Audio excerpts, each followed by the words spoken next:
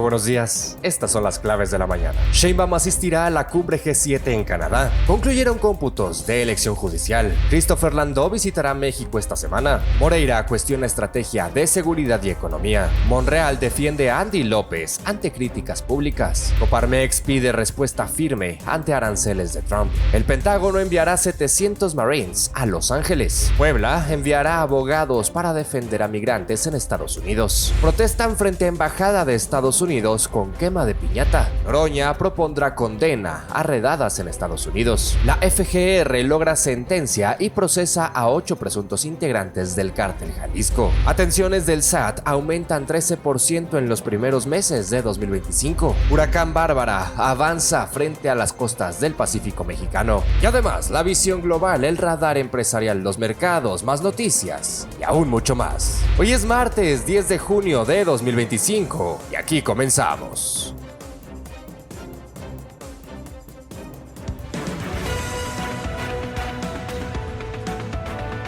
Lo más relevante para comenzar el día, aquí comienza. Las claves de la mañana. Con Fernando Moctezuma Ojeda.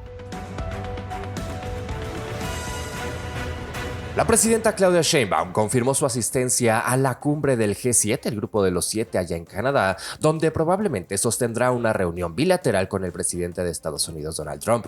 Durante su conferencia matutina de ayer lunes, detalló que su agenda incluye encuentros bilaterales el 16 de junio y la sesión plenaria del G7 al día siguiente. Viajará en avión comercial, aunque su itinerario aún se está definiendo, El canciller Juan Ramón de la Fuente coordina posibles reuniones con otros líderes, incluyendo un diálogo con Trump sobre las recientes redadas del ICE en Los Ángeles, donde 42 mexicanos fueron detenidos. Aunque México no es miembro del G7, Sheinbaum fue invitada por el primer ministro canadiense Mark Carney. También se reunirá con el subsecretario de Estado de Estados Unidos, Christopher Landó, para discutir un marco global de acuerdo de entendimiento que garantice relaciones estables con la administración Trump. Destacó la labor del canciller y del consulado mexicano en Los Ángeles, que logró obtener los nombres de las personas detenidas. Y en otros temas le cuento que el Instituto Nacional Electoral concluirá este lunes, es decir, el 15 de junio, los cómputos distritales de las elecciones judiciales del pasado 1 de junio, donde la participación ciudadana fluctuó entre el 12.8 y el 13.1%. Ahora solo resta finalizar al 100% el conteo de jueces de distrito, que actualmente se encuentra en el 99.8%. Los demás procesos, es decir, la elección de ministros de la Corte, magistrados de Tribunal de Disciplina Judicial, Tribunal Electoral, la Sala Superior y Regionales y magistrados de circuito ya están cerrados.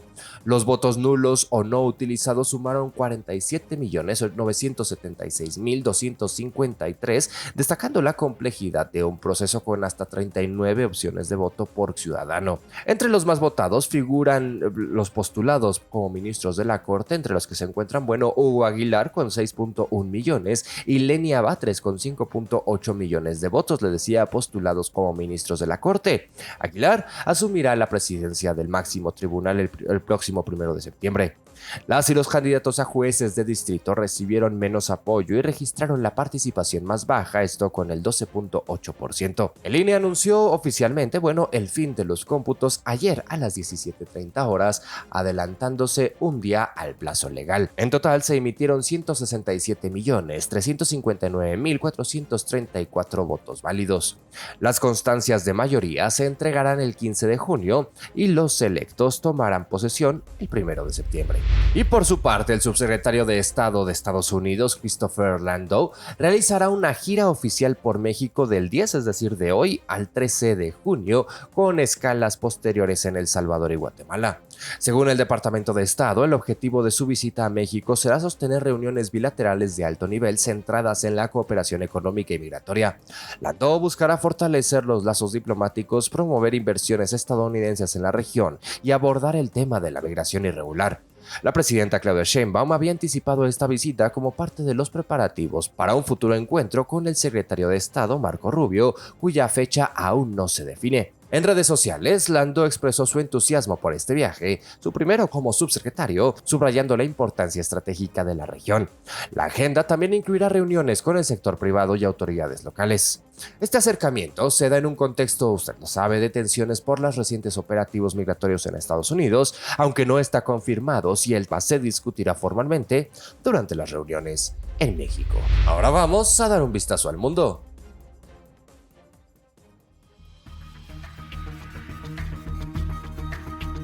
Visión Global. Un vistazo a las claves de México y el mundo. Con María Laura Álvarez. Gracias, Fernando. Buenos días para ti y para la audiencia. En California, la ciudad de Los Ángeles estalló en protestas contra las redadas migratorias de ICE, con actos como la quema de una bandera de Estados Unidos y consignas contra Donald Trump. Las manifestaciones derivaron en enfrentamientos, vehículos incendiados y agresiones a policías, lo que llevó al despliegue de la Guardia Nacional. El FBI emitió alertas y recompensas por actos violentos, mientras organizaciones civiles exigieron revisar los procedimientos de detención y líderes comunitarios llamaron a mantener la protesta pacífica. En Europa, ante la creciente amenaza rusa y la guerra en Ucrania, varios países del viejo continente han reforzado su preparación militar y civil. Alemania, Finlandia y Reino Unido aumentaron su gasto en defensa, construyen refugios y desarrollan armamento. Finlandia destaca con más de 50,000 búnkers capaces de albergar a casi toda su población. La OTAN busca que sus miembros destinen hasta 5% del Producto Interno Bruto a seguridad. Por su parte, la Unión Europea y gobiernos regionales promueven kits de supervivencia y manuales ante posibles ataques o crisis, reflejando una nueva era de tensión geopolítica en la región. En Colombia, el aspirante presidencial Miguel Uribe, que fue baleado durante un mitin en Bogotá, superó con éxito una primera cirugía. El atacante, un menor de 15 años, fue detenido, aunque la motivación del atentado aún se desconoce. Uribe, de 39 años y miembro del partido de derecha Centro Democrático, se encuentra en estado crítico pero estable. La agresión ha generado condenas de la ONU, gobiernos internacionales y figuras políticas, mientras se intensifican los señalamientos sobre el clima de violencia política en el país. En Sonora, el comisario de Seguridad Pública de Hermosillo, Manuel Emilio Hoyos Díaz, renunció en medio de investigaciones por presuntos levantones cometidos por policías municipales contra personas en situación vulnerable. La Fiscalía del Estado indaga estos casos mientras varios agentes están bajo investigación. La corporación ya había sido señalada por omisiones en seguridad tras un ataque armado en octubre de 2023 durante un evento público. La renuncia ocurre en un contexto de creciente violencia ligada a enfrentamientos entre grupos criminales, con un promedio de 10 homicidios dolosos mensuales en lo que va de 2024. En Sinaloa, el colectivo Por las Voces sin Justicia localizó restos de al menos 9 personas, incluida una mujer, en 5 fosas clandestinas en la zona rural de Mazatlán. Los hallazgos se realizaron entre el 6 y 8 de junio con acompañamiento de autoridades. Ninguna víctima ha sido identificada. Con este caso suman 17 cuerpos encontrados en fosas clandestinas en distintos municipios de Sinaloa durante junio. Las buscadoras piden a familiares de personas desaparecidas acudir al servicio médico forense. Hasta aquí la visión global del martes, Fernando. Excelente día. Muchísimas gracias, Laura. Muy buenos días. Oiga, y el coordinador del PRI en la Cámara de Diputados, Rubén Moreira Valdés, expresó su preocupación por la política de seguridad y económica del gobierno federal. Criticó la opacidad en casos de violencia como los asesinatos del alcalde de Chilpancingo, funcionarios capitalinos y un camarógrafo de Canal 11, señalando la impunidad y falta de respuestas. Afirmó que las decisiones de seguridad no siguen criterios institucionales, sino que parten directamente de la presidencia, dejando sin control real al titular de seguridad. Cuestionó la reforma a la Guardia Nacional como insuficiente y lamentó el estancamiento de iniciativas como la ley contra desapariciones. En lo económico, alertó sobre una posible duplicación de la deuda pública de hasta 20 billones de pesos y criticó el alza inflacionaria que afecta el consumo. Desestimó el llamado peso fortachón, atribuyendo su apreciación a la debilidad del dólar, y acusó al gobierno de aplicar políticas neoliberales a pesar de su discurso evidenciado en la defensa del TEMEC y la dependencia de importaciones. Sobre la migración, rechazó las redadas en Estados Unidos y reprochó la falta de una postura firme del gobierno mexicano. Finalmente, responsabilizó a Morena de debilitar la política exterior al recortar recursos a consulados y eliminar organismos como ProMéxico, lo que calificó como una diplomacia de cuarta que evita el debate internacional. Y en contraste, el coordinador de Morena, también en la Cámara de Diputados, Ricardo Monreal Ávila, salió en defensa de Andrés Manuel López Beltrán, Andy López Beltrán, el hijo del expresidente López Obrador, asegurando que ha sido víctima de violencia inusitada y estigmatización por el legado político de su padre. Durante una conferencia, Monreal relató cómo conoció a los hijos del exmandatario en 1987 en Tabasco y destacó los sacrificios que enfrentaron durante la carrera política de su padre, incluyendo su ausencia física y la posterior de su madre. El legislador vinculó sus declaraciones a un artículo reciente donde defendió a López Beltrán de críticas que atribuyó a grupos opositores a la Cuarta Transformación, calificando los ataques como violencia sicaria impulsada por sectores conservadores. Monreal, quien se refirió afectuosamente a López Beltrán como Andy, pese a la reciente petición del interesado de no usar ese apodo, elogió sus capacidades y aseguró que Morena seguirá protegiendo a sus miembros de lo que consideró ataques injustificados y motivados por el odio político. Y en temas un poco más relevantes, la Coparmex exigió al gobierno mexicano aplicar medidas recíprocas tras el aumento de aranceles estadounidenses al acero y al aluminio mexicano del 25 al 50%. Calificó la medida como un acto unilateral que viola el espíritu del TEMEC, el tratado entre México, Estados Unidos y Canadá, y amenaza sectores clave como el automotriz. La organización destacó que el 75% del acero mexicano se exporta a Estados Unidos, poniendo en riesgo empleos e inversiones, y reveló que Estados Unidos tuvo en 2024 un superávit comercial de $4,000 millones en este sector con México. Coparmex pidió reducir la dependencia del mercado estadounidense mediante políticas de competitividad y apoyo a las pymes, además de mantener una postura firme en defensa de la industria nacional. Ahora vamos precisamente al radar empresarial. Radar empresarial. Lo más relevante de la iniciativa privada.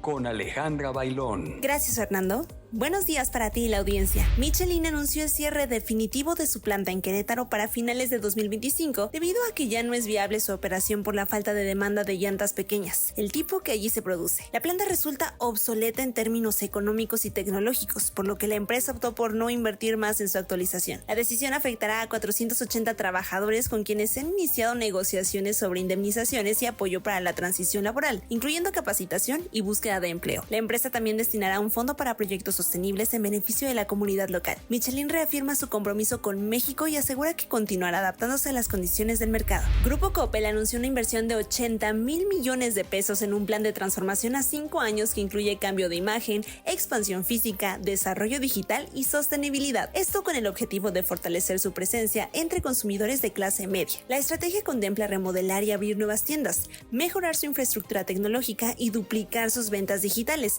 aspirando a que representen el 20% de sus ingresos para 2030. Este año se abrirán 100 tiendas y se actualizará la imagen en 500 sucursales. Coppel mantendrá un enfoque omnicanal, diversificando formatos y adaptando su oferta por ubicación. Además, reforzará su presencia en el segmento de movilidad con Coppel Motos y conservará un 60% de productos nacionales. Pese a los retos de seguridad, la empresa mantendrá su sede en Culiacán y espera crecer entre 5% y 10% anual en ingresos durante este periodo. L'Oréal adquirirá una participación mayoritaria en la empresa británica de cuidado de la piel Medik8, como parte de su estrategia para fortalecer su portafolio de marcas premium en la división L'Oréal Luxe. La operación, sujeta a aprobaciones regulatorias, permitirá impulsar la expansión internacional de la marca. Inflexión conservará una participación minoritaria, mientras que el fundador Elliot Isaacs y su equipo seguirán dirigiendo la compañía. Hasta aquí lo más destacado del mundo empresarial, Fernando. Excelente día. Muchísimas gracias, Ale. Muy buenos días. Y en Estados Unidos, el Pentágono desplegará 700 infantes de la Marina en Los Ángeles durante las próximas 24 horas, según confirmaron medios estadounidenses. Se trata del segundo batallón del 7º Regimiento con base en California, que llegará este martes como refuerzo temporal hasta que arriben unidades de la Guardia Nacional. Fuentes oficiales aclararon que por ahora no se invocará la ley de insurrección, aunque el Comando Norte ya tenía 500 Marines en alerta desde el domingo. El presidente Trump evitó dar detalles al ser cuestionado, limitándose a decir que veremos qué pasa. El operativo ocurre en un contexto de creciente tensión social, aunque no se han especificado las razones exactas del despliegue ni su posible extensión a otras ciudades. Y en este marco, el gobierno de Puebla enviará una decena de abogados especializados en migración a Los Ángeles, esto para brindar asistencia legal a migrantes poblanos detenidos en recientes redadas en Estados Unidos, donde suman ya más de 35 mexicanos arrestados. El gobernador Alejandro Armenta anunció que los juristas trabajan desde la Casa de Representación por Amor a Puebla, en coordinación con la Secretaría de Gobernación Estatal, cubriendo todos los gastos de traslado y estadía. La iniciativa se extenderá la próxima semana a Nueva York y Nueva Jersey, donde también hay importante presencia poblana. Armenta respaldó la postura de la presidenta Sheinbaum, quien exigió a Estados Unidos garantizar el debido proceso y respeto a los derechos humanos de las y los migrantes. Esta acción estatal busca proteger a las y los connacionales en medio del incremento de operativos migratorios que afectan especialmente a la comunidad mexicana. Y en todo este marco, organizaciones binacionales protestaron frente a la Embajada de Estados Unidos en la Ciudad de México,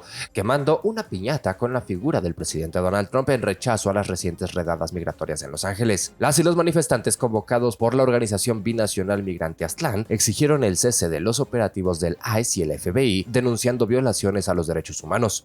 Durante el acto pacífico, leyeron un pronunciamiento demandando la desmilitarización fronteriza y la regulación de migrantes con consignas como ningún ser humano es ilegal. Las y los convocantes anunciaron una nueva protesta para este martes 10 de junio a las 16:30 horas en el mismo lugar para continuar con las acciones de solidaridad con la comunidad migrante. Por lo pronto, vamos a un dato.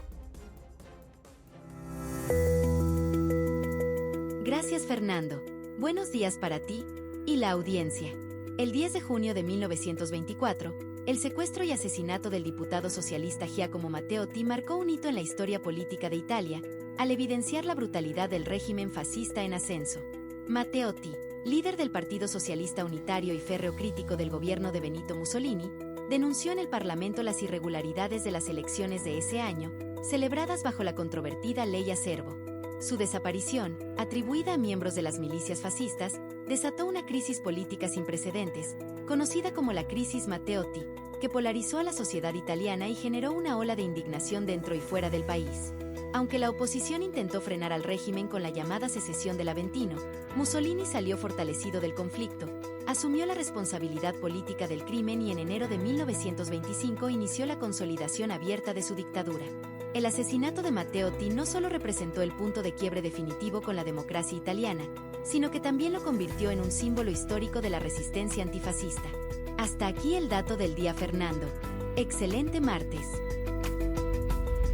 Y por su parte, el senador Gerardo Fernández Noroña anunció que presentará este miércoles en la Comisión Permanente un pronunciamiento de condena contra las redadas migratorias en Los Ángeles, buscando consenso entre todas las bancadas. El legislador morenista destacó que el 80% de las y los hispanos en California son de origen mexicano y calificó los operativos como violatorios de derechos humanos. Noroña respaldó la postura de Claudia Sheinbaum sobre el tema, pero aclaró que no participará en la protesta cancelada frente a la Embajada de Estados Unidos, preparando en cambio una acción más contundente, dijo, que revelará esta semana. Finalmente, criticó el informe de la OEA, cuestionando la elección popular de jueces, tachándola de sesgado. Y en otros temas, le platico que la FGR, la Fiscalía General de la República, reportó avances contra el cártel Jalisco Nueva Generación, con 2 sentenciados a 13 años y 6 vinculados a proceso. Luis H. y Luis R. recibieron condenas por posesión de armas y drogas en Aguascalientes, donde se les decomisaron 16 armas, 1.509 cartuchos y chalecos antibalas. En Michoacán, Jaime C. y Bárbara R. fueron vinculados a proceso por portación de armas exclusivas del ejército. En Sinaloa, 4 más enfrentan cargos similares tras un enfrentamiento con militares. Todos los detenidos permanecerán en prisión preventiva mientras continúan las investigaciones. Ahora vamos a los mercados. Las claves de los mercados. Con Arely Méndez. Gracias, Fernando. Buenos días para ti y la audiencia. El dólar en ventanilla se cotiza hasta en 19.62 pesos a la venta y 18.54 a la compra, mientras que el euro se ubica en los 21.78 a la venta y 21.77 a la compra. La gasolina magna se vende hasta 23.66 pesos por litro, la premium en 25.58 y el diésel en un máximo de 25.97 pesos por litro, según el precio promedio nacional. Mientras tanto, la mezcla mexicana de exportación se ubica en los $60.70 por barril. Por su parte, El índice de precios y cotizaciones de la Bolsa Mexicana de Valores finalizó la jornada en 57,813.38 puntos, una baja del 0.43%. La acción ganadora fue Minería Frisco con una ganancia del 6.23%, mientras que la perdedora fue Grupo Financiero Inbursa con una baja del 3.28%. Hasta aquí la información financiera, Fernando. Excelente martes. Excelente martes, Areli, muchísimas gracias. Muy buenos días. Y en otros temas, le cuento que el SAT reportó un incremento del 13% en atenciones a contribuyentes durante los primeros 5 meses de 2025, con un total de 24.8 millones de servicios prestados. Las atenciones remotas registraron el mayor crecimiento con 29.18%, mientras que las presenciales aumentaron 4.5%. Destacan 3.36 millones de trámites de e-firma, un 10% más que en 2024, y 898.839 inscripciones al RFC. El 89% de la demanda se concentró en 5 servicios clave para personas físicas y el 58% de las atenciones ocurrieron en 10 entidades encabezadas por el Estado de México y la Ciudad de México. El organismo anunció que seguirá fortaleciendo sus canales presenciales y digitales para facilitar el cumplimiento fiscal. Y ya casi para despedirnos, le cuento que Bárbara, el huracán Bárbara, alcanza ya categoría 1 frente a las costas de Jalisco y Colima, con vientos de 120 km por hora y rachas de hasta 150 km por hora. El Sistema Meteorológico Nacional alertó por lluvias intensas de 25 a 50 milímetros en Jalisco, Colima y Michoacán, con riesgo de inundaciones y deslaves. Oleaje peligroso de 3 a 4 metros afectará a la zona costera, mientras que la tormenta tropical Cosme, ubicada lejos de Cabo San Lucas, no representa hasta el momento, una amenaza para México. Esta temporada de ciclones 2025 prevé hasta 37 sistemas con 5 posibles impactos directos al país. Y antes de despedirnos, hay más noticias. Más noticias. Con Carmen Delgadillo. Gracias, Fernando. Buenos días para ti, la audiencia. La directora del Instituto de Ingeniería de la UNAM, Rosa María Ramírez, llamó a reinventar la formación en ingeniería ante los retos como la inteligencia artificial, el cambio climático y la digitalización. En la Semana de la Ingeniería se destacó la necesidad de soluciones sostenibles, interdisciplinarias e innovadoras. En el marco del Día Internacional de los Museos, Jaime Ramírez Garrido expuso que los museos enfrentan riesgos crecientes, como el vandalismo, acoso y ciberataques. Subrayó la importancia de anticipar y gestionar crisis ante un entorno global interconectado y de escrutinio constante. El ciclo escolar 2025-2026 de la SEP iniciará el 1 de septiembre y concluirá el 15 de julio, con 185 días de clases. Incluye descansos oficiales y de consejo técnico, además de 2 periodos vacacionales, del 22 de diciembre al 6 de enero y del 30 de marzo al 10 de abril. Más de 15,000 jóvenes de México y Estados Unidos se inscribieron al concurso México Canta, que busca promover música regional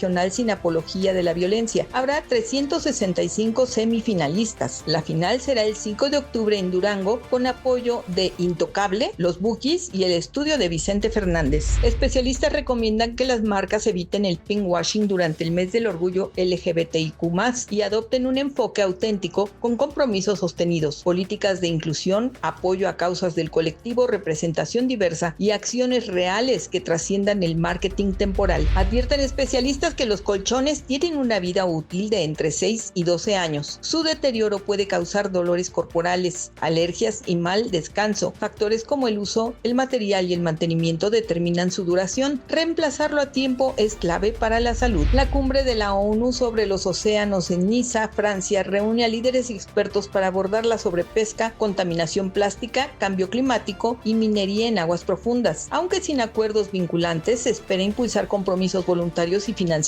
para conservación y pesca sostenible. El cambio climático ha facilitado la expansión del mosquito tigre, vector del dengue y chikungunya, hacia Europa, donde estas enfermedades podrían volverse endémicas. Desde 2010 aumentan brotes y casos con riesgos de multiplicarse para 2060. La OMS impulsa un plan global para su control. El neurocientífico Jonathan Benito explica que la amabilidad o prosociabilidad aumenta la esperanza de vida, mejora la salud y el bienestar emocional, mientras que la agresividad genera estrés y deterioro. La sociabilidad favoreció la supervivencia humana y canina. La conducta depende del cerebro y experiencias infantiles. La amabilidad fortalece la posición social, aunque debe ser asertiva para evitar abusos. Un estudio del Centro Oncológico Memorial Sloan Kettering muestra que una dieta rica en fibra y basada en plantas mejora la salud, ayuda a perder peso y puede retrasar la progresión del mieloma múltiple. Se observan mejoras en el metabolismo, inflamación y microbioma intestinal con seguimiento a un año. Fernando, la información. Muchísimas gracias, Carmen. Muy buenos días.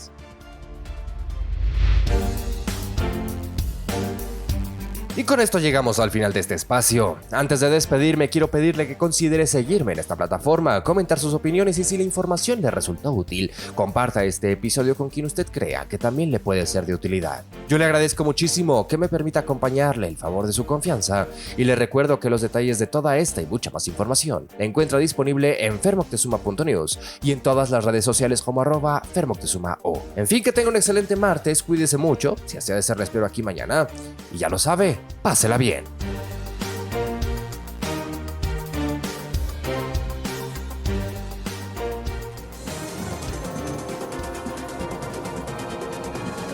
Ahora sabes lo que necesitas para comenzar tu día. Esto fue Las Claves de la Mañana, presentado por fermoctezuma.news.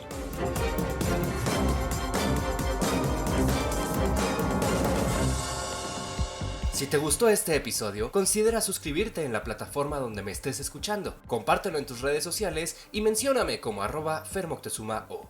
Muchas gracias por permitirme acompañarte.